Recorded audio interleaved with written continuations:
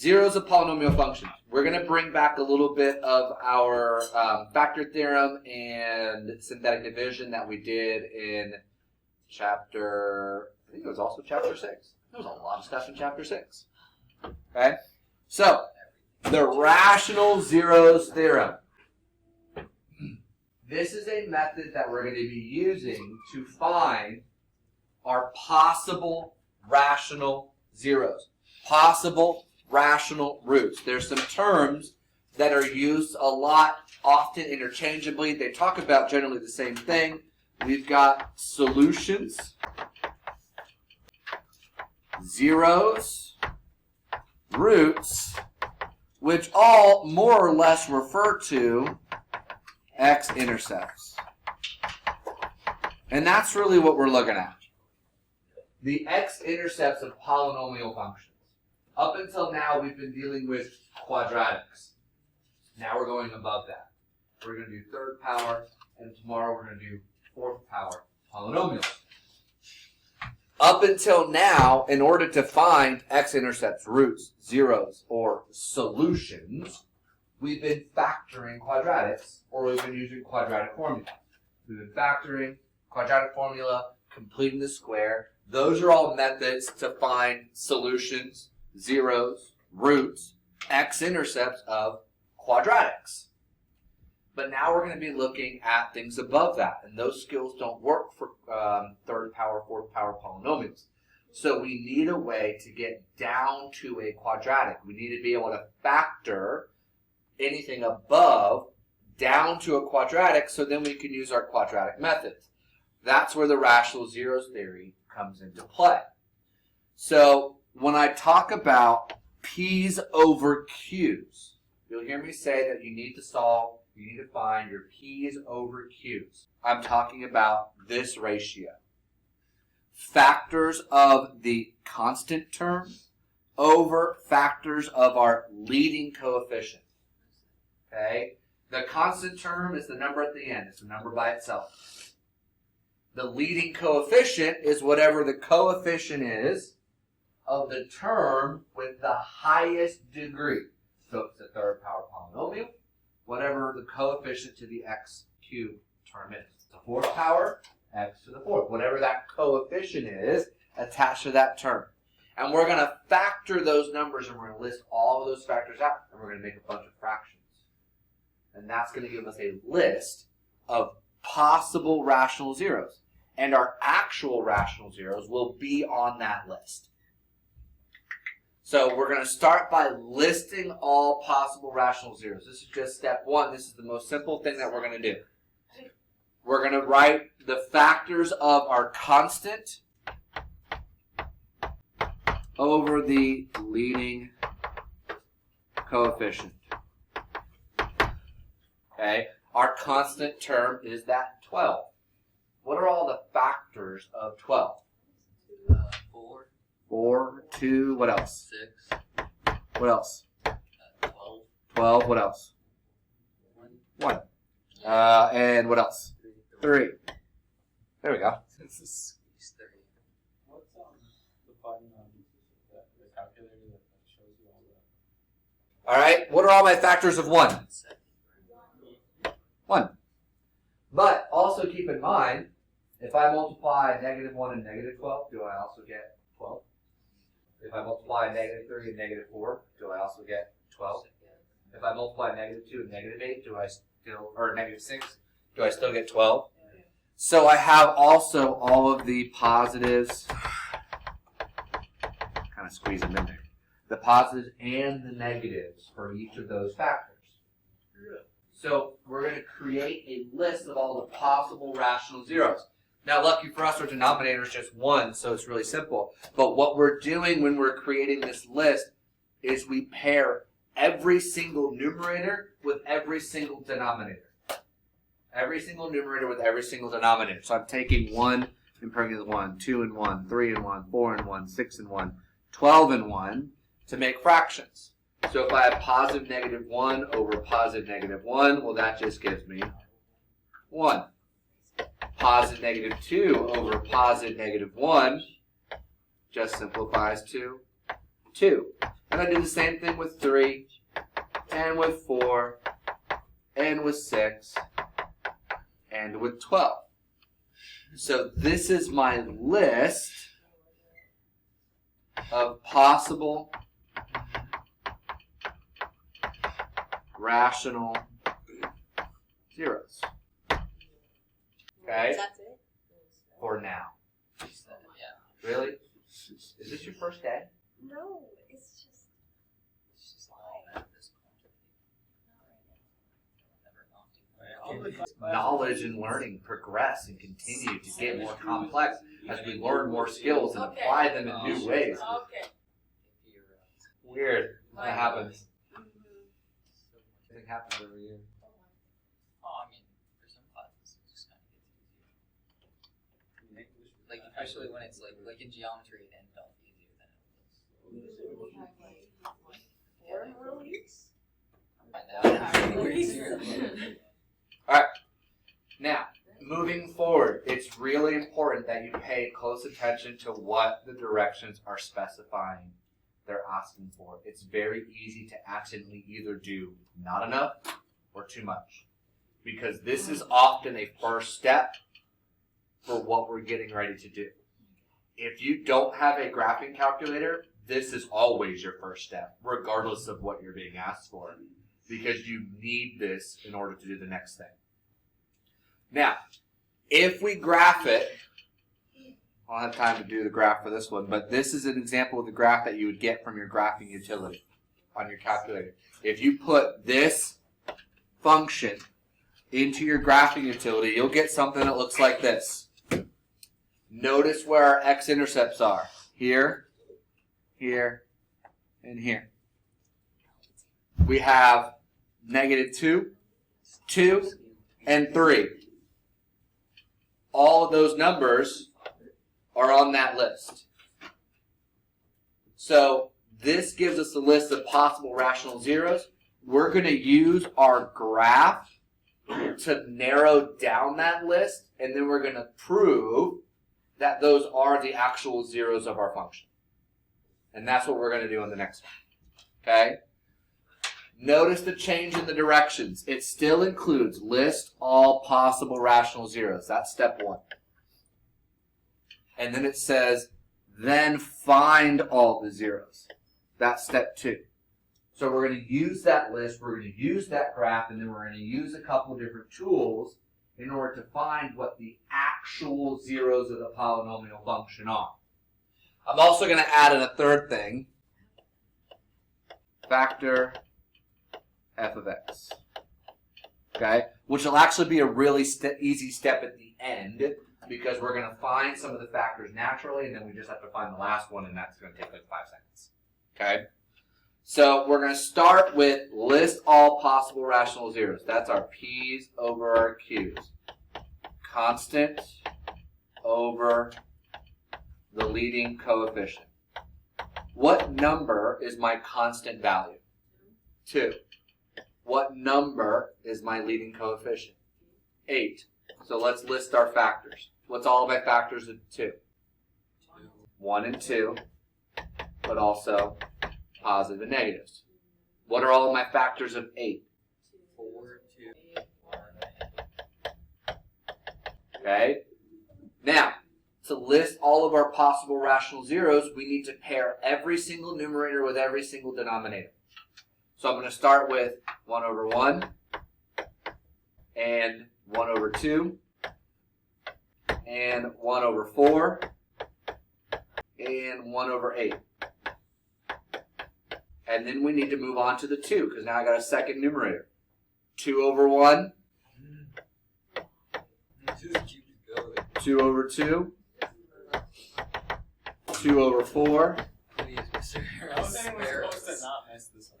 Like, It's quite easy. it's just gonna keep That, and you're done. It's the amount.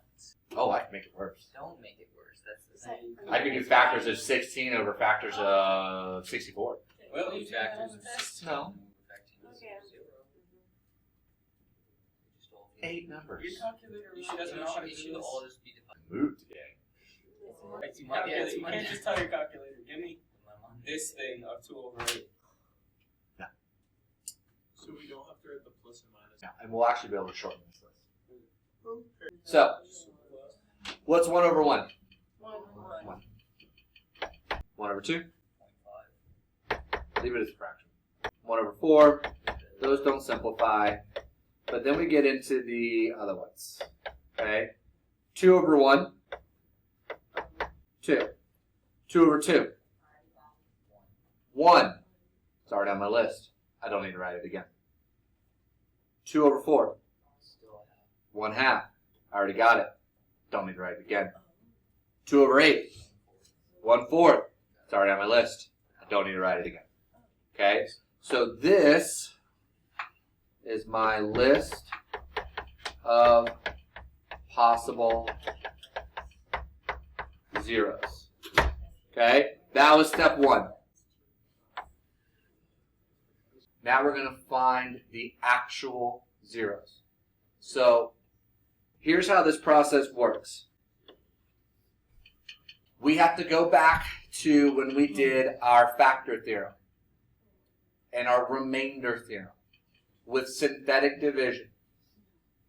If we divide a polynomial using synthetic division by a 0 and we get a remainder of 0, then it means it's a 0 of our function. Okay? So I'm going to do it the long way, and then I'll show you the short way. Okay? If you don't have a graphing calculator, because some of you don't, you got some guess and check. So we're going to pick a number on this list, like a 1. And we're going to do synthetic division with this polynomial. Yep. Are you going to show us how to do it on the graph? Okay? So, how do I do my synthetic division? What's my first step? You bring the 1 down. Not the 1. The 8. The 8. Bring the 8 down. Now what? Add. Multiply. 1 times 8 gives me 8. 8. Then what? Add. What's 10 plus 8? 18. Okay. Then what? Multiply. Multiply. 1 times 18. 18. Okay. Then add. What do I get? I don't. Negative. Positive 7. Multiply. 7. Add. Is my remainder 0? No. No. That means that 1 is not one of my zeros. So, I have to try again. Oh. Okay. Sorry. Just buy the $100 calculator. So the calculator can do this easier? So you have to guess and check until you get a remainder of 0. Okay? Would it only be one number? That's. Not necessarily. Our remainder Now. is 0. Mario, which one did it end up being? 2 or negative 2? He's going to show us.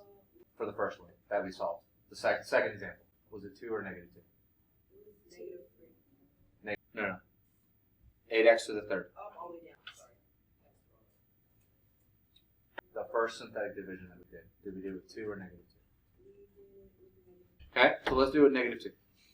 Same process. Bring down the 8. Multiply. Add. Multiply. Add. Multiply. Are you sure it was negative 2? Sure it wasn't positive 2? Oh, this should be positive. There we go. There it is. Okay. Since I get a remainder of 0, that means that negative 2 is one of my zeros. So you have to do a lot of guess and check until you get here. Okay. Now, let's speed up that process on our graphing calculator. Go into your graphing utility, and you're going to graph. So I'm on the second one, the 8x in red. That's y equals. Okay, so under y equals, I'm going to type in my function, 8x to the third plus 10x squared minus 11x plus 2, and I'm going to graph it. Where does it look like my graph intersects the x-axis? 1 is right there. Negative 2.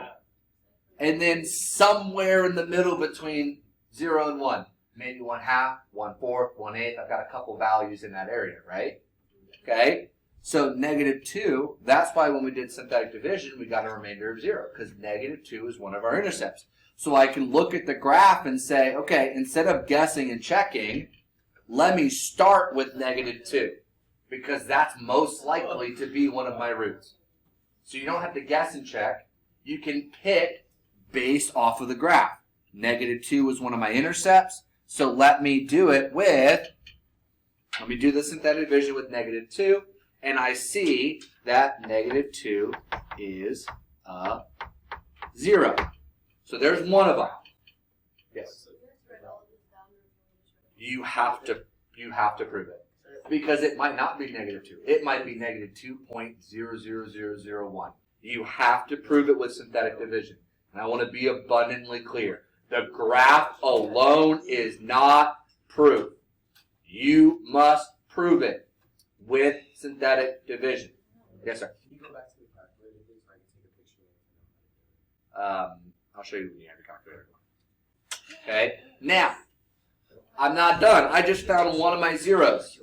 How many times did that graph intersect the x-axis? 3 times. I've got 3 zeros. And we're going to talk more about the fundamental theorem of algebra tomorrow, which is going to help us with that even a little bit more. Did it look like my graph?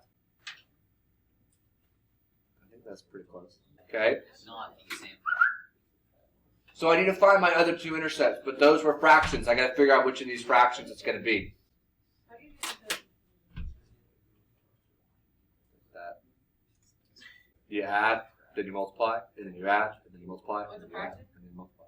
Oh, with a fraction? Add and multiply. Multiply fractions. Now, this is a quotient. That is a quadratic.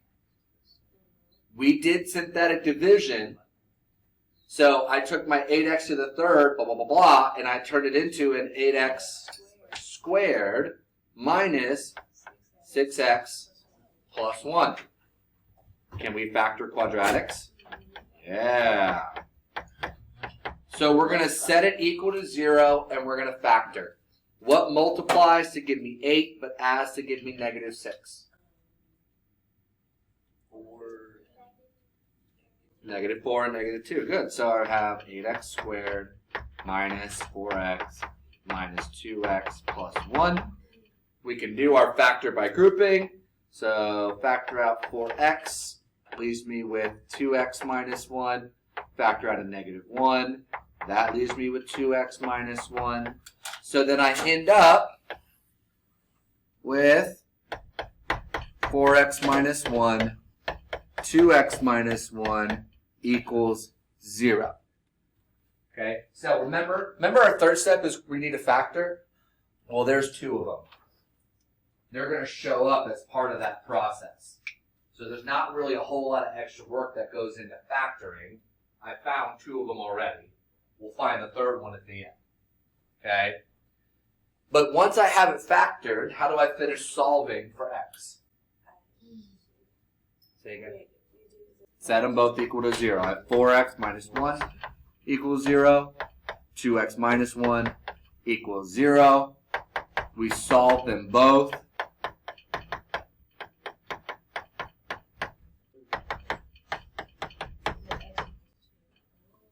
So if you find one, you can just find it. Our goal is to take our third degree polynomial, use synthetic division to get it to a quadratic, and then we can factor and solve the quadratic. That's how we factor and solve higher degree polynomials. So if you solve for one, you'll be able to find 2 like that? Yep. If you solve for 1/4, it'll give you a different quadratic. That'll give you the negative. It'll give you the -2 And and the 1/2. So it doesn't matter which one you do. And those are the only ones you'll have. It's not like It will not give you anything different. You will only get those 3 answers, So those regardless will of be the which 3 order. zeros? Okay. So -2, 1/4, and 1/2 are the zeros. The zeros are -2, 1/4, and 1/2. So that was part 2. Okay? Now, part 3 is those factors. Again, that's not going to do a bunch of extra work. We've already got 2 of them. Part 3, the factors. I have 4x minus 1, 2x minus 1. Okay, 4x minus 1 and 2x minus 1. I already found those 2. I just need a third one. I need the factor that goes with the other 0. 4x minus 1 solves to give me 1/4. 2x minus 1 solves to give me 1/2. What I want you to think about is how to work backwards from that. What can I do with x equals 1/4 to work backwards to get 4x minus 1? Work backwards, x equals 1/4 to go back to 4x minus 1. Multiply on the side. Multiply by 4, and then what? How do you make that? Add 1, or subtract 1 to move it to the other side. We're taking this and we can set it equal to 0. If I take my 0, x equals 1/4, and I want to get it back into the factor, I multiply by 4. 4x equals 1. Subtract 1, and I get 4x minus 1 equals 0. I set it equal to 0. That's what gives me my factor. So I want you to apply the same logic with this 0 that we found in the beginning. If I have x equals -2, how do I get that set equal to 0? Add 2. If we add 2 to both sides, we get x plus 2 equals 0. So my third factor is plus 2. So we can go back and forth from zeros to factors depending on what we need. If I know the zeros, I know the factors. If I know the factors, I know the zeros. We just have to ask ourselves, what factor would give me an x value of -2? X plus 2. What factor would give me an x value of 1/4? 4x minus 1. So depending on what the question asks for, will determine which of these steps we need. We may need all of them. We may need some of them. It depends on the question. So you need to make sure that you are reading the directions carefully, because it is very easy to accidentally do too much or not enough. Okay? So,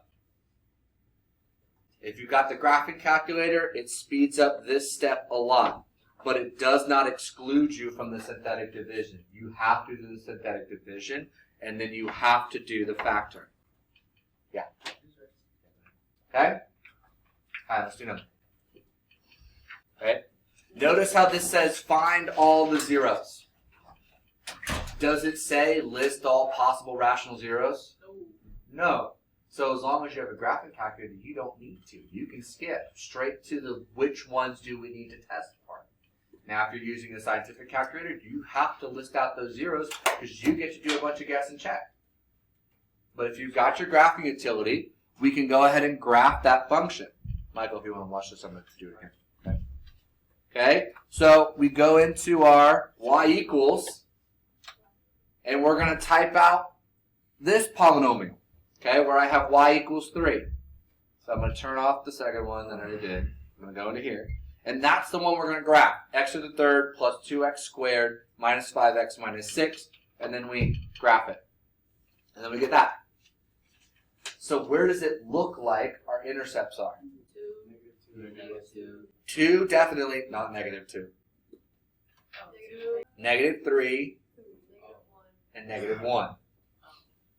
This is -1, -2, -3. So I've got 2, -1, and 3. Doesn't mean we're done. It means those are the values we're going to check. Okay? So we go back, and our possible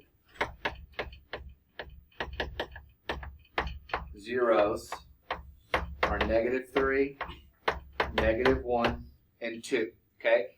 I want to emphasize again, that is not the list of all possible rational zeros. Those are just the zeros that we know to check based off the graph. Okay? So we need to do synthetic division with one of them in order to get to a quadratic. Doesn't matter which one. Pick one. -1. Okay? What numbers are going to be next to it? 1, 2. Good. Okay? So we add, then we multiply, then we add, then we multiply, then we add, and multiply. multiply, and then we add. Is negative 1 a 0? Yes. Yeah. So we just proved, okay, that negative 1 is 0. Negative 1 is a 0. Now what is this quadratic quotient? Wait, why would it be positive one, not negative one, if you're bringing the negative one? We're bringing the 1 down, Oh. not the negative 1. Good. Can we factor that? What multiplies to give me negative 6, but adds to give me 1?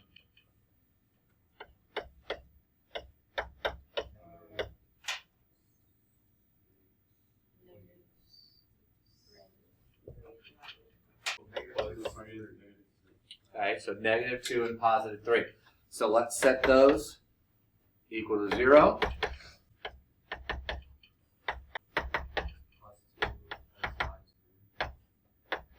So x equals 2, x equals negative 3. Oh, hey, look. That's where our intercepts were. So my zeros are negative 3, negative 1, and 2. We proved the first one with synthetic division, then we factored to find the last two. Now for funsies, if we wanted to do our factors, what are my 3 factors? We know 2 of them already. So when the synthetic goes to 0. Yep, if you get a remainder of 0, it's a 0. X minus 2, x plus 3, and then what's the last one? X plus 1. X plus 1 is the last factor because that's what's going to give us a 0 of x equals negative 1. So if you have x equals negative 1 and we set it equal to 0, that means we have to add 1 to both sides. So we get x plus 1 equals 0. That's my factor. So graphing calculator speeds it up a lot. Okay, now let's look at one more.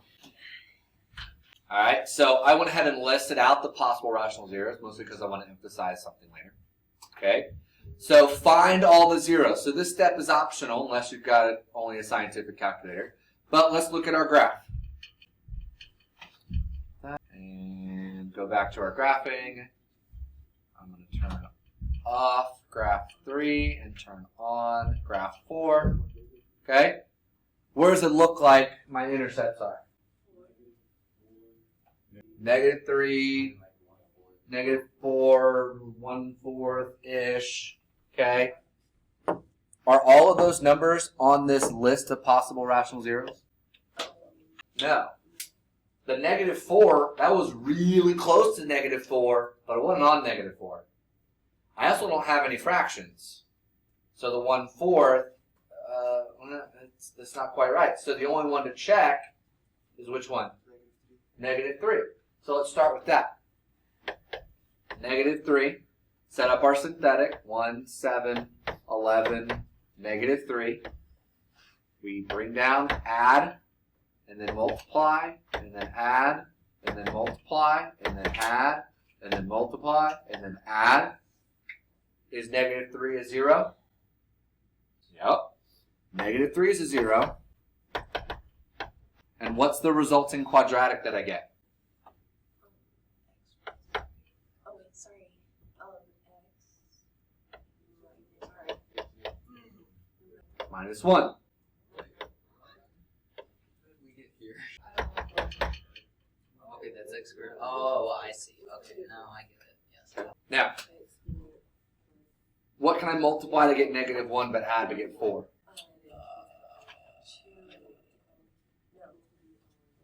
So can I factor that? No. No. So then what's our backup for solving if we can't factor?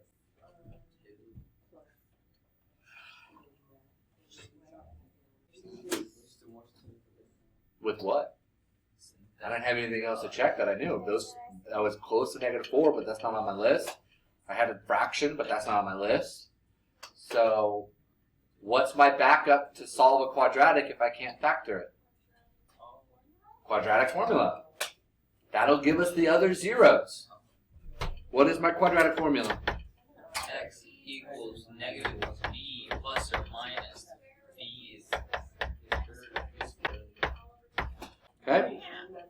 You need to remember it. You need to remember that. I need to remember that. Alright, what's my B value? What's my A value? What's my C value? Okay, so we simplify.